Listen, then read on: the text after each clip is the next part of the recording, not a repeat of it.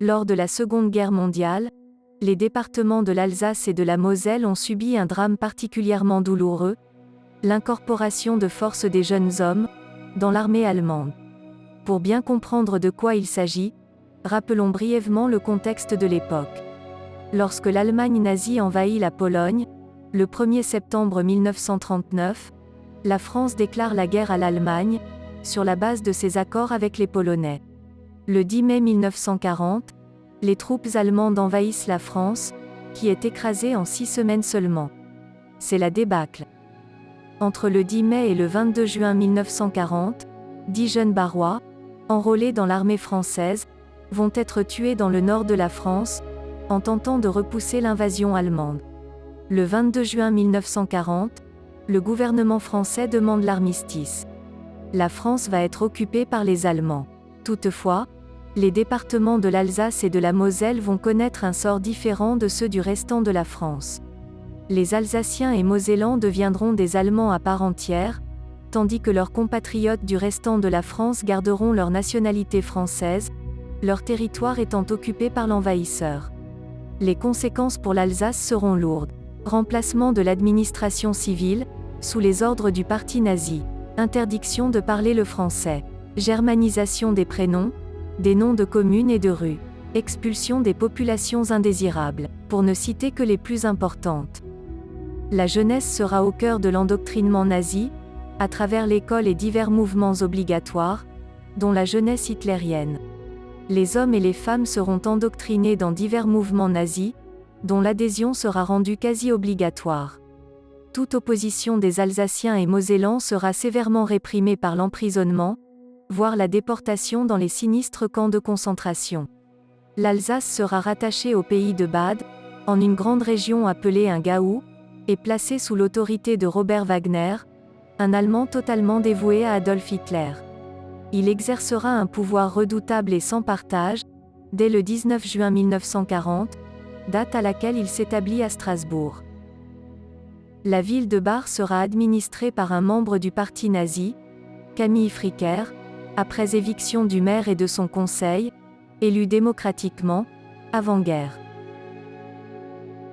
Face aux besoins pressants de l'Allemagne à disposer de renforts pour leurs armées engagées contre la Russie soviétique, il faudra attendre 1942 et la pression de Robert Wagner, pour que Hitler accepte d'incorporer les Alsaciens dans l'armée allemande. Cette incorporation de force sera officialisée, pour tous les Alsaciens, le 25 août 1942. Toute opposition à cette mesure sera violemment réprimée, parfois par la mort. Les familles des réfractaires seront elles aussi sévèrement punies et déportées. Ainsi, entre 1942 et 1944, 100 000 Alsaciens et 30 000 Mosellans seront incorporés de force et envoyés au combat. Ils devront laisser leur famille, leur travail, leurs amis, pour aller se battre pour une cause qui n'est pas la leur, souvent à plusieurs milliers de kilomètres de chez eux. 21 classes d'âge, de 1908 à 1928, seront concernées. Le bilan sera très lourd. 30 400 morts ou disparus, 32 000 blessés. On estime, à l'heure actuelle, que 298 Barrois seront ainsi incorporés de force. 91 d'entre eux trouveront la mort, entre 1943 et 1945, et ne reverront jamais leur famille. Quelques-uns n'avaient même pas 20 ans. Leurs familles seront meurtries par leur disparition. Certains parents perdront 2 fils, parfois à quelques semaines d'intervalle. Sur les 91 Barrois morts, 76 laisseront leur vie sur le front de l'Est, en Russie, Biélorussie, Ukraine, Pologne, Roumanie, et les pays baltes. Les corps de beaucoup d'entre eux ne seront jamais retrouvés. Il n'existe aucune tombe, aucune plaque, sur laquelle est inscrit leur nom. Ils ont, tout simplement, disparu. 11 Barrois périront dans les camps de prisonniers soviétiques, dont le redoutable camp de Tambov, dans lequel mourront plus de 1800 Alsaciens et Mosellans. Dans l'impossibilité de les citer tous, nous allons vous présenter quelques-uns de ces Barrois. Rodolphe avait 24 ans, lorsqu'il est mort en Pologne, en 1944, sans que les circonstances de sa disparition n'aient jamais été connues. Joseph est mort en Russie, en 1943, à l'âge de 25 ans, lors de la bataille de Koursk. Dans une dernière lettre à ses parents, 2 semaines avant sa mort, il écrit : « Chers parents, je veux rapidement vous adresser quelques mots. Je vais bien et espère qu'il en est de même pour vous. Je suis maintenant en Russie, mais pas encore au front. Je ne sais pas encore combien de temps durera le voyage. Mais n'ayez pas peur pour moi, je vais revenir. Nous sommes au-dessus de Minsk et poursuivons toujours vers l'avant. Mais je ne sais pas vers où. Je termine là, mes chers parents, en vous saluant et en vous embrassant de tout cœur. Votre fils Joseph, de Russie. À nos retrouvailles dans la joie. » Il ne reviendra jamais. André disparaît en Lituanie, en 1944, à l'âge de 32 ans. On ne retrouvera jamais son corps, malgré tous les efforts de son papa qui le recherchera désespérément, des années durant. Robert est victime en Hollande, à 19 ans, d'un éclat d'obus qui le touche à la tête. Il ne survivra pas. Paul, engagé sur le front de Lituanie, sera grièvement blessé lors d'un convoyage d'un train militaire, en avril 1944. Il subira, à 26 ans, l'amputation de ses 2 jambes.